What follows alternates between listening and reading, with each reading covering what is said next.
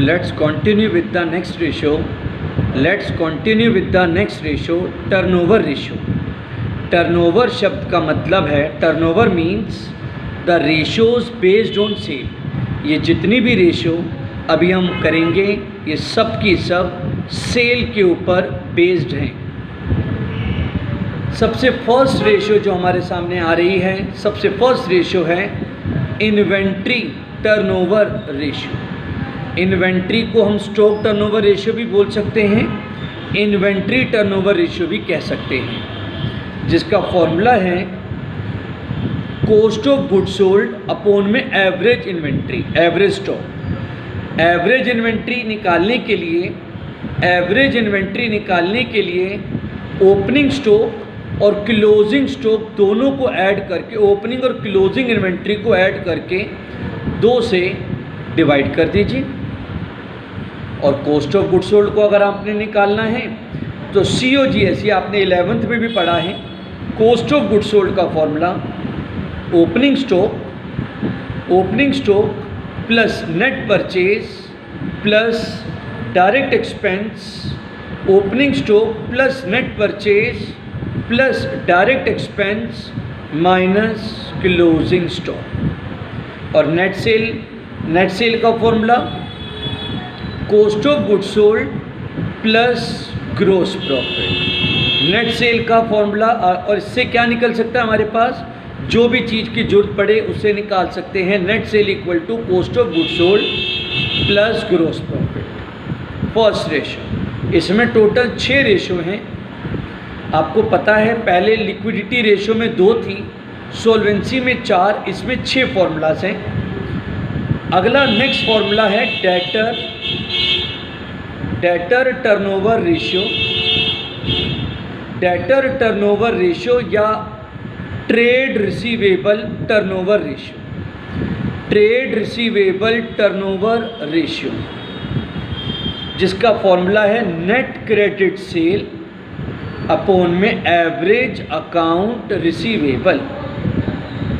Net credit sale कैसे निकालेंगे आप? नेट क्रेडिट सेल निकालने के लिए आप यूज़ करें total sale minus cash cell minus cell return, total sale minus cash cell minus cell return.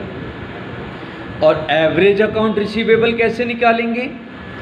Average account receivable का फॉर्मूला है opening debtor plus closing debtor upon two opening bill receivable closing bill receivable upon two, ये formula. तो average account receivable के लिए ये और credit sale के लिए ये। पर नीचे बेटा 2 नोट भी लिखवाए जा रहे हैं आपको, जरा ध्यान से सुनना। Note number 1, if amount of credit sale is not given, अगर किसी क्वेश्चन में क्रेडिट सेल गिवन ना हो, अगर किसी क्वेश्चन में क्रेडिट सेल ना गिवन हो और ना ही when there is also no information for calculation it, और ना ही उसकी कैलकुलेशन के बारे में पता हो, ना क्रेडिट सेल पता हो, ना ही उसकी कोई मतलब इंफॉर्मेशन भी ना दी गई हो कि कैसे क्रेडिट सेल निकालें, तो दी हुई सेल को ही क्रेडिट कंसीडर करेंगे। और अगर नोट नंबर 2, अगर ओपनिंग और क्लोजिंग डेटर और opening bill receivable and closing bill receivable not given separately, अगर ये सेपरेटली मेंशन ना हो, गिवन ना हो, तो दिए हुए डेटर और BR को ही एवरेज अकाउंट रिसीवेबल कंसीडर करेंगे। नेक्स्ट 3rd नंबर का फॉर्मूला बड़ा ही आसान सा formula, average collection period. Average collection का मतलब है कि डेटर हमको कितने समय में हमारे पैसे वापस कर देगा। एवरेज कलेक्शन पीरियड मतलब हमारा डेटर हमको कितने समय में हमारा पैसा वापसी कर देगा, उसे कह रहे हैं डेटर कलेक्शन पीरियड। और फॉर्मूला क्या है? नंबर ऑफ डेज और month in a year upon में DTR मतलब debtor turnover ratio. Number of days मतलब साल में 365 डेज होते हैं, 365 अपॉन में DTR कर लो या 12 मंथ अपॉन में DTR कर लो, एक ही बात है। इससे पता चलेगा कि डेटर हमें कितने पीरियड के अंदर हमारे पैसे, उधार वाले पैसे हमको वापस कर देता है। नेक्स्ट रेशियो, 4th नंबर की रेशियो ट्रेड रिसीवेबल। जैसे पहले पढ़ा था ना ट्रेड रिसीवेबल, ये उसका रिवर्स है ट्रेड पेबल टर्नओवर रेशियो, या हम बोल सकते हैं क्रेडिटर टर्नओवर रेशियो। डेटर वो पर्सन होते हैं जिनको हम क्रेडिट पे सामान सेल करते हैं, और क्रेडिटर जिनसे हम क्रेडिट पे माल परचेज करते हैं। तो इसलिए इसका फॉर्मूले में भी वही है, अगर आप ध्यान देंगे तो नेट क्रेडिट परचेज अपॉन में average account payable, net credit purchase upon में एवरेज अकाउंट पेबल। अब एवरेज अकाउंट पेबल कैसे निकालोगे? एवरेज अकाउंट पेबल निकालने के लिए opening creditor closing creditor upon two opening bill payable closing bill payable upon two. और net credit purchase कैसे निकालेंगे? Total purchase minus cash purchase minus purchase return. पर इसमें भी वैसे ही दो नोट हैं जो पीछे बताए मैंने। If amount of net credit purchase, अगर किसी क्वेश्चन में क्रेडिट परचेज का अमाउंट गिवन नहीं है, and also there is no information for calculation it, और ना ही उसकी कैलकुलेशन है, तो गिवन परचेज को ही क्रेडिट परचेज कंसीडर करेंगे, गिवन परचेज को ही क्रेडिट परचेज कंसीडर करेंगे। और नोट नंबर 2, अगर ओपनिंग और क्लोजिंग क्रेडिटर और opening bill payable and closing bill payable not given separately, अगर ये सेपरेटली ना दिए जाएं, देन गिवन क्रेडिटर और बिल पेबल, तो दिए हुए क्रेडिटर और बिल पेबल को, दिए हुए क्रेडिटर और बिल पेबल को ही हम एवरेज अकाउंट पेबल कंसीडर कर लेंगे। एंड 5th नंबर का फॉर्मूला अभी बोला था ना पीछे, एवरेज कलेक्शन, ये है average payment period. Average payment period का ये फॉर्मूला बताता है कि हम अपने क्रेडिटर को कितने पीरियड में पेमेंट कर देते हैं। नंबर ऑफ डेज और month in a year, same formula है, नंबर ऑफ डेज और month in a year upon में CTR creditor turnover ratio, number of days और month in a year upon में CTR क्रेडिटर टर्नओवर रेशियो। और आगे हैं working capital, ये हो गया, फिनिश हो गया। अब आप डिसाइड करेंगे क्वेश्चन को देख के कि आपने डेज लिखने हैं या मंथ लिखने हैं। नेक्स्ट फॉर्मूला है working capital turnover ratio, WCTR। Working capital turnover ratio का फॉर्मूला नेट सेल और cost of goods sold upon में net working capital, net sale और cost of goods sold upon में नेट वर्किंग कैपिटल। अगर question में net sale और cost of goods sold में से कोई एक इंफॉर्मेशन हो तो दोनों में से जो मर्जी उठा सकते हो, पर अगर किसी क्वेश्चन में हमारी फर्स्ट प्रेफरेंस ये रहेगी कि किसी भी तरीके से नेट सेल निकले, और नेट सेल निकालने की पूरी 100% कोशिश करें कि इन्फॉर्मेशन से नेट सेल निकल जाए। फर्स्ट प्रेफरेंस नेट सेल, और अगर नेट सेल अवेलेबल ना हो तो you can use cost of goods sold also. तो नेट सेल और cost of goods sold upon में नेट वर्किंग कैपिटल, और नेट वर्किंग कैपिटल तो पता ही है current asset minus current liability. तो ये 6 फॉर्मूले थे हमारे इस टर्नओवर रेशियो के अंदर। और इसी रेशियो जो अभी आपके सामने बताई, अभी मैंने इन्वेंट्री टर्नओवर रेशियो बताई थी। तो ये रेशियो की इम्प्लीकेशन क्या है, मतलब ये क्या बताना चाहती है? पहली बात, ये टर्नओवर रेशियो टाइम्स में निकलती है, पहले भी बताया है टर्नओवर रेशियो टाइम्स में निकलती है। पर इसका इम्प्लीकेशन ये है कि ये जितना टाइम्स ज़्यादा होगा, मतलब हमारा मटेरियल उतना रिकरिंग नेचर का होगा, उतना मटेरियल रिकरिंग नेचर का मतलब कि सामान बनने से पहले ही बिकने के लिए रेडी रहता है। Cost of goods sold upon में एवरेज इन्वेंट्री, क्या बतला रहा है ये चीज़ कि अगर cost of goods sold 10 lakh है, एवरेज इन्वेंट्री 1 लाख, तो 10 लाख अपॉन 1 लाख मतलब 10 टाइम्स जितना हमारे पास एवरेज स्टॉक पड़ा है, एवरेज स्टॉक का 10 टाइम हम माल सेल कर चुके हैं। इतना फास्ट मूविंग हमारा प्रोडक्ट है। और अगर मान low cost of goods sold है 10 लाख और एवरेज इन्वेंट्री है 5 लाख, 10 लाख डिवाइड 5 लाख मतलब 2 टाइम्स, मतलब स्लो मूविंग कि हमारा माल बन के पड़ा रहता है, कस्टमर खरीदने फ्रीक्वेंटली नहीं आता। तो जितना ये रेशियो ज़्यादा होगी हमारे लिए उतना अच्छी बात है। तो ये इम्प्लीकेशन इसकी है। डेटर टर्नओवर रेशियो फॉर्मूले से ही पता चल रहा है। नेट क्रेडिट सेल अपॉन में एवरेज अकाउंट रिसीवेबल, ये बताता है हमारे पास जितने एवरेज डेटर हैं उसके कितने मल्टीपल टाइम हम अपना सामान क्रेडिट पे बेच चुके हैं। हमारे पास जितने एवरेज डेटर हैं उसके कितना मल्टीपल टाइम हम अपना सामान बेच चुके हैं डेटर को। तो नेट क्रेडिट सेल बता रही है कि हमारे ज़्यादा डेटर नहीं हैं, हमारे डेटर फ्रीक्वेंटली हमको पैसा देते रहते हैं। भले हमने कितनी भी क्रेडिट सेल की हो, वो हमारे डेटर हमको फ्रीक्वेंटली पैसे देते रहते हैं। तो एवरेज डेटर और ऊपर है net credit cell and likewise. तो ये हुई हमारे फॉर्मूलाज ख़त्म। अब मैं क्वेश्चंस करके आपको दिखला रहा हूँ। थोड़े से क्वेश्चन आइए देखते हैं, थोड़े से क्वेश्चन। पर क्वेश्चन करने से पहले एक छोटा सा टॉपिक है और ये आप बच्चों को पता होना ज़रूरी है। ग्रोस प्रॉफिट मार्जिन आपको अभी बताया मैंने, sale equal to cost of goods sold plus GP मतलब ग्रोस प्रॉफिट। अगर ग्रोस प्रॉफिट का मार्जिन 1/2 है कॉस्ट का, मतलब 2 रुपये की कॉस्ट पर 1 रुपये का मार्जिन, तो हम इसी माल को सामान को कितने में बेचेंगे? 3 में बेचेंगे।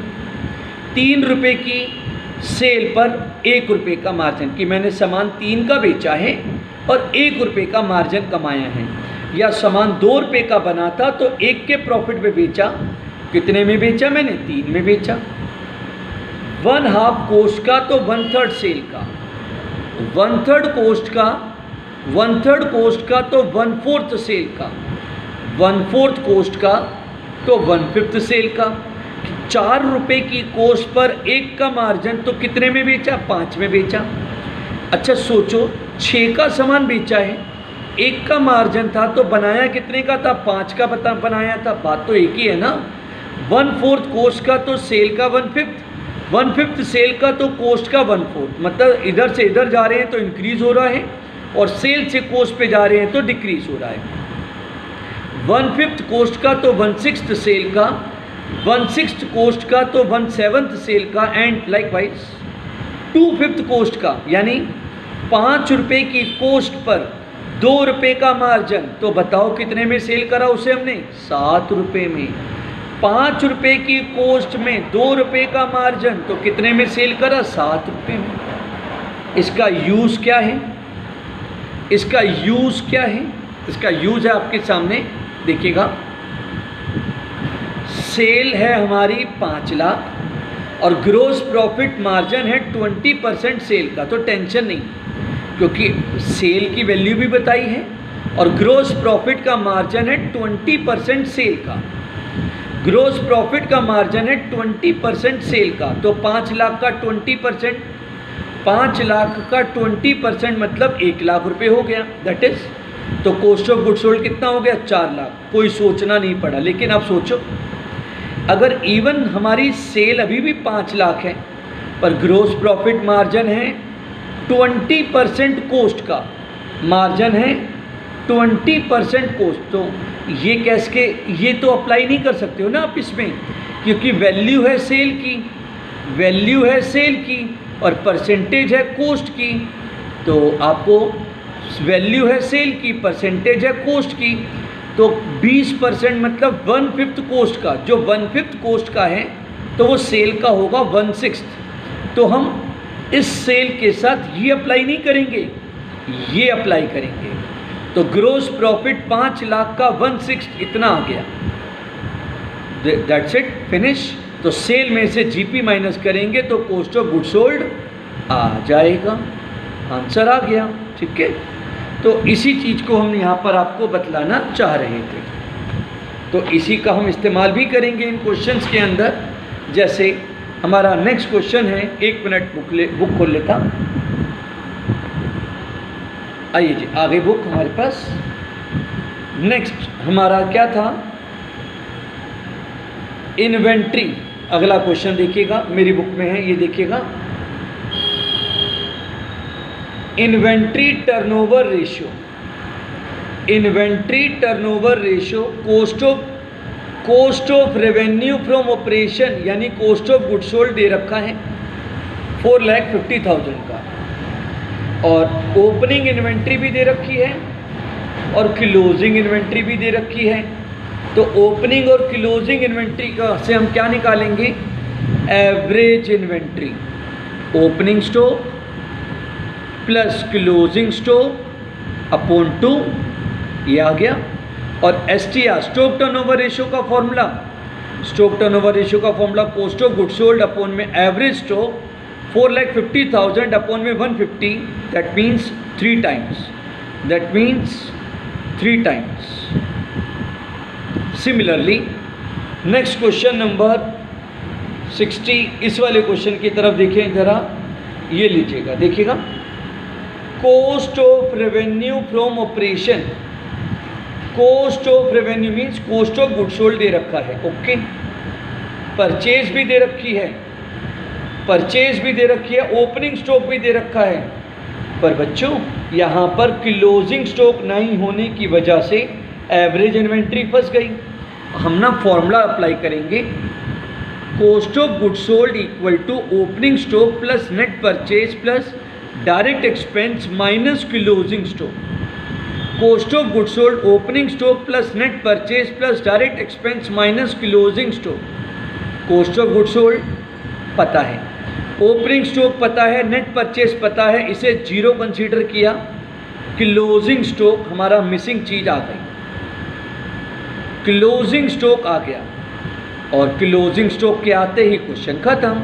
एवरेज इन्वेंट्री मतलब ओपनिंग प्लस क्लोजिंग अपॉन 2, और STR का फॉर्मूला आ गया। स्टॉक टर्नओवर रेशियो का formula cost of goods sold upon में एवरेज स्टॉक, हमारा आंसर आ गया, हमारा आंसर आ गया, फिनिश हो गया। एक क्वेश्चन नंबर 1 स्किप करके अगला क्वेश्चन देखते हैं। ये वाला क्वेश्चन देखिएगा, ये वाला क्वेश्चन, नेक्स्ट क्वेश्चन आपको दिखा रहा था, ये देखिएगा। From the following information calculate करो inventory turnover ratio, okay. Revenue from operation means sale दे रखी है, और एवरेज इन्वेंट्री भी गिवन कर रखी है, अच्छी बात है ये तो। लेकिन बच्चों ये क्या दे रखा है, ग्रोस लॉस, क्या दे रखा है, 5% का ग्रोस लॉस। तो 16 लाख रुपए की सेल है, ग्रोस लॉस है 5%। अब कहाँ बताया कि वो कॉस्ट का है या सेल का है, जब कुछ नहीं बताया होता तो वो बाय डिफ़ॉल्ट सेल का ही होता है। प्रॉफिट या लॉस, ग्रोस प्रॉफिट, लॉस या प्रॉफिट हमेशा बाय डिफ़ॉल्ट सेल का होगा। कॉस्ट का होगा तो वो बताएगा अपने आप। ग्रोस लॉस कितना है, 5%। तो आपके सामने ये रहा 16 लाख लॉस है हमारा, 16 लाख का 5% 80,000। आपको तो पता होगा sale equal to cost of goods sold plus gross profit होता है, पर ये तो ग्रोस लॉस है। तो ग्रोस लॉस इधर आ गया तो कॉस्ट ऑफ गुड्स सोल्ड आ गया, क्वेश्चन खत्म। स्टॉक टर्नओवर रेशियो का formula cost of goods sold upon में एवरेज स्टॉक, आंसर आ गया, आंसर आ गया। एक क्वेश्चन आपके सामने ये रहा, ये वाला क्वेश्चन आप देखने जा रहे हैं, बड़ा अच्छा सा क्वेश्चन है और लास्ट क्वेश्चन है, प्लीज़ देखिए ज़रूर अच्छे बच्चों की तरह। कॉस्ट ऑफ गुड सोल्ड हमको अवेलेबल है 2 लाख रुपए का, गिवन है क्वेश्चन में, cost of good sold available है। और साथ ही साथ इन्वेंट्री टर्नओवर रेशियो भी गिवन कर दिया उसने। कहता है कैलकुलेट करो, क्लोजिंग स्टॉक निकालो। ओके, क्लोजिंग स्टॉक निकालो। अगर इन्वेंट्री एट द एंड, हमारा जो क्लोजिंग स्टॉक है, हमारा जो क्लोजिंग स्टॉक है वो कितना है, 1.5 times that at in the beginning. तो हमारा क्लोजिंग स्टॉक ओपनिंग का 1.5 टाइम्स है। तो हमने यहाँ पे क्या लिखा, let opening stock x, let opening stock x, तो closing stock 1.5x। Average stock opening plus closing upon 2, that means average stock आ गया। Opening stock, closing stock, average stock, formula stock turnover ratio का formula होता है cost of good sold upon में average stock. Stock turnover ratio का formula cost of good sold upon में average stock. Stock turnover ratio की value पता थी, cost of good sold की वैल्यू गिवन थी, एवरेज स्टॉक मैंने अभी ऊपर निकाला है। तो इसे क्रॉस मल्टीप्लाई करो इधर, इसे क्रॉस मल्टीप्लाई करो इधर। 8 मल्टीप्लाई, जब मल्टीप्लाई कर ली, सॉल्व कर लें जब, तो हमारे पास आ गया x आ गया 20,000। दैट मीन्स ओपनिंग स्टॉक भी आ गया और क्लोजिंग स्टॉक भी हमारा आ गया है। ठीक है, तो बाकी का काम हम नेक्स्ट क्लास में करते हैं। ठीक है, ओके बेटा, बाय।